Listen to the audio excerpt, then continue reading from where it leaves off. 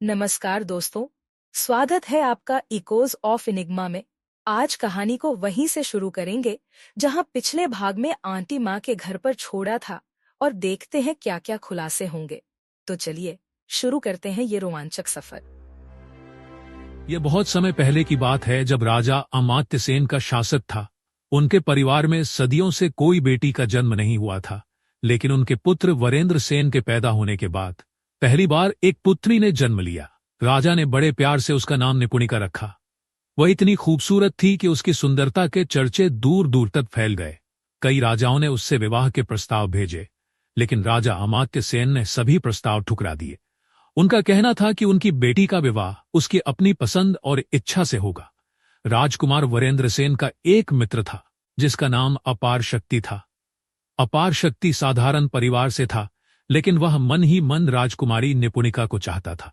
उसने कई बार अपने दिल की बात राजकुमारी से कहने की सोची, लेकिन हर बार यह सोचकर डर जाता कि वह एक सामान्य व्यक्ति है और राजकुमारी उससे अलग स्तर की है। बसंत ऋतु का मौसम था। चारों ओर फूल खिले थे और वनों की खूबसूरती अपनी चरम पर थी। एक दिन राजकुमारी निपुणिका अपनी सहेलियों के साथ वन विहार करने गई। वह जंगल के फूलों की सुंदरता में इतनी खो गई कि चलते चलते बहुत दूर निकल गई। उसे इस बात का आभास ही नहीं हुआ कि वह रास्ता भटक चुकी है। काफी देर बाद जब उसे ध्यान आया, तब उसने खुद को अजनबी स्थान पर पाया। वह अपने रास्ते की खोज में देर तक इधर उधर भटकती रही, लेकिन सफल नहीं हो पाई। भूख और प्यास से बेहाल होकर उसने एक घने पेड़ के नीचे बैठने का फैसला किया। वह थकी हुई थी और कुछ ही देर में उसे नींद आ गई। थोड़ी देर बाद उसे कुछ आवाजें सुनाई दी, जैसे कोई लकड़ी काट रहा हो। उसने आंखें खोली और आवाज की दिशा में देखा। कुछ ही कदम चलने पर उसने देखा कि एक युवक लकड़ी काट रहा है। युवक ने उसे देखकर आश्चर्य से देखा और उसके पास आया। उसने सोचा कि यह राजकुमारी ही हो सकती है। निपुणिका ने उसे बताया कि वह अपनी सहेलियों के साथ वन विहार करने आई थी और रास्ता भटक गई। उसे भूख और प्यास से कमजोरी महसूस हो रही थी। युवक के पास जो थोड़ा सा खाना था, उसने संकोच के साथ उसे दिया। वह खुद को भाग्यशाली मान रहा था कि राजकुमारी के लिए कुछ कर सका। राजकुमारी ने उस भोजन को स्वीकार किया और कुछ देर के लिए वही ठहर गई। तुमने खाना नहीं खाना था, वह बोला। आप खाइए, मैं बाद में खा लूंगा। इसके बाद निपुणिका जल्दी जल्दी खाना खाने लगी। जल्दी में खाना उसके गले में अटक गया। नवयुवक ने तुरंत सुराही से भरकर पानी दिया। नवयुवक निपुणिका को बड़े प्यार से खाना खाते हुए देख रहा था और जब निपुणिका उसकी तरफ देखती तो वह आंखें फेर लेता। निपुणिका ने खाना खा लिया और बोली, लो, अब तुम भी खा लो। फिर नवयुवक भी खाना खाने लगा। तब निपुणिका ने पूछा, खाना बहुत अच्छा है, यह तुम्हारी माँ ने बनाया है? इस पर नवयुवक ने जवाब दिया, नहीं, मेरा कोई नहीं है। निपुणिका ने फिर पूछा, तो खाना तुमने बनाया है? उसने सिर झुकाकर कहा, हाँ, मैंने बनाया है। इसके बाद निपुणिका बोली, अच्छा, तो अब हम चलते हैं, पिता महाराज परेशान हो रहे होंगे। नवयुवक बोला, हाँ चलिए। निपुणिका ने पूछा, तुम्हारा नाम क्या है? नवयुवक ने उत्तर दिया, मेरा नाम श्रवण है। फिर श्रवण निपुणिका को लेकर राजमहल पहुंचा और बाहर से ही लौटने लगा। तब राजकुमारी ने उससे कहा, अंदर आओ, तुम्हें पिताजी से मिलवाती हूं। फिर वह राजकुमारी के साथ अंदर गया। महल की शान शौकत देखकर उसके मन में लालच आ गया और उसने ठान लिया कि वह निपुणिका को अपने प्रेम जाल में फंसाकर इस महल का राजा बनेगा। फिर उसने निपुणिका से अपनापन बढ़ाना शुरू कर दिया। भूरी निपुणिका उसके प्रेम जाल में फंसती चली गई। एक दिन निपुणिका ने महाराज से कहा, पिताजी, मैं श्रवण से विवाह करना चाहती हूँ। महाराज ने निपुणिका की खुशी के लिए इस विवाह के लिए सहमति दे दी, लेकिन राजकुमार वरेंद्र सेन को श्रवण पर बिल्कुल भी भरोसा नहीं था। वह नहीं चाहता था कि निपुणिका की शादी श्रवण से हो। फिर भी वरेंद्र सेन की इच्छा के विरुद्ध राजा ने निपुणिका का विवाह श्रवण से करा दिया और श्रवण को आधे राज्य का राजा भी बना दिया। यह सब वरेंद्र सेन को बिल्कुल भी मंजूर नहीं था। अब वरेंद्र और श्रवण दोनों की सोच यही थी कि पूरा राज्य किसके हिस्से में जाएगा। फिर एक रात उस महल में एक खूनी खेल हुआ।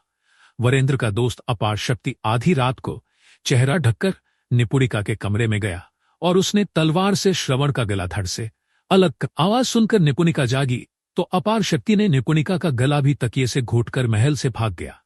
सुबह लोगों को महल से 4 लोगों की लाश मिली। महाराज अमात्य सेन, राजकुमार वरेंद्र सेन, श्रवण और राजकुमारी निपुणिका की। लेकिन जब महल में अपार शक्ति की लाश नहीं मिली तो लोगों ने समझा कि अपार शक्ति ही सबको मारकर भाग गया है।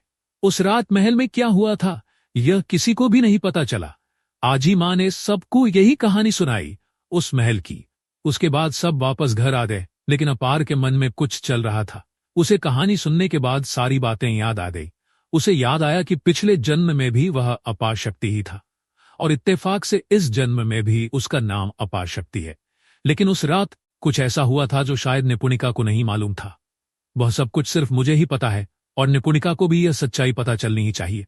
फकीर बाबा के ताबीज की वजह से वह चुड़ैल 2-3 दिन तक अपार के पास नहीं आई, लेकिन शनिवार की शाम जब अपार और मनोज मामा के साथ सिद्ध बाबा के पास जाने की तैयारी कर रहा था तो उसने अपना ताबीज घर पर ही उतार दिया।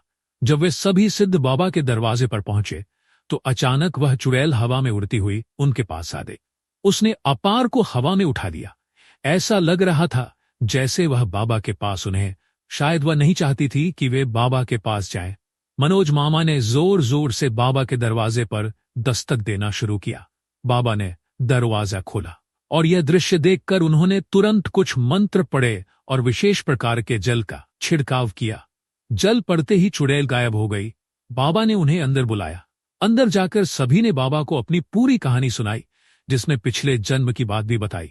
बाबा ने कहा, अब चिंता मत करो, मैं तुम्हारे बच्चे के हाथ में एक रक्षा सूत्र बांध देता हूं। कल तक के लिए वह तुम्हारी रक्षा करेगा। उन्होंने पूजा की सामग्री की सूची दी और कहा, कल की पूजा में सब कुछ ठीक हो जाएगा। अगले दिन पूजा की तैयारी शुरू हुई।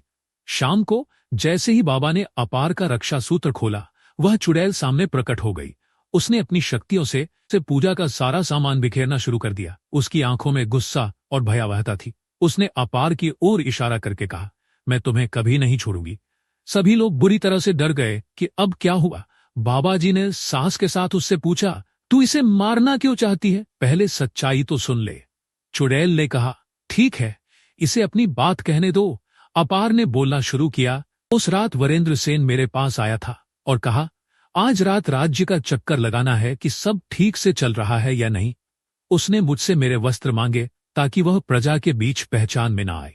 मैंने उसे अपने वस्त्र दे दिए। मैंने सोचा, मेरा मित्र मुझसे मदद मांग रहा है तो मैं कैसे इनकार कर सकता हूं। रात में मुझे 2 सेवकों की बातें सुनाई दी। वे कह रहे थे कि राजा के आदेश पर वरेंद्र के पानी में जहर मिला दिया गया है। मैंने यह सुनकर वरेंद्र को चेतावनी देने के लिए उसके कमरे की ओर दौड़ा, लेकिन वह वहां नहीं था।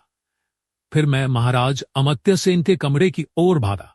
जब मैं वहां पहुंचा तो मैंने देखा उनके हाथ में खून से सनी तलवार थी और महाराज अमर्त्य सेन का शव पास में पड़ा था। वरेंद्र कह रहे थे, पिताजी, अगर आपने मेरी बात मान ली होती तो यह सब नहीं होता। अब श्रवण और निपुणिका की बारी है। वरेंद्र उनके कमरे की ओर भागा। मैं पीछे पीछे भागा, लेकिन मेरा पैर फिसल गया। जैसे तैसे मैंने खुद को संभाला और उनके कमरे की ओर पहुंचा, लेकिन तब तक बहुत देर हो चुकी थी। वरेंद्र ने श्रवण का गला तलवार से अलग कर दिया था। जब निपुणिका चीखते हुए जागी तो उसने उसके मुंह पर तकिया रखकर उसका भी गला घोंट दिया। निपुणिका को लगा कि मैं हूं, क्योंकि वरेंद्र ने मेरे वस्त्र पहने हुए थे। मैंने उसे आवाज दी, तुम ये क्या कर रहे हो? लेकिन उसने मुझे भी मारने की कोशिश की। मैंने भागने की कोशिश की, लेकिन जंगल में उसने मुझे भी मार दिया। मेरी लाश शायद जंगली जानवरों ने खा ली होगी। महल लौटने पर वरेंद्र ने वही जहरीला पानी पी लिया होगा और वह भी मर गया। अपार ने अपनी बात खत्म की और कहा, मैंने तुमसे पहले भी प्रेम किया था और अब भी करता हूं। अगर तुम्हें लगता है कि मैं गलत हूं तो मुझे मार दो। अगर तुम्हारी आत्मा को शांति मिलती है तो यही सही है। अपार की बातें सुनते सुनते वह चुड़ैल भावुक हो गई। उसने कहा, मुझे तुम्हारी बात पर विश्वास है। अब मैं तुम्हें कभी परेशान नहीं करूंगी। इतना कहकर वह वहां से चली गई। फिर वह अपार को कभी नहीं दिखी। तो ये थी निपुणिका और अपार शक्ति की कहानी। जल्दी मिलते हैं नए सफर पर किसी और रोमांचक कहानी के साथ।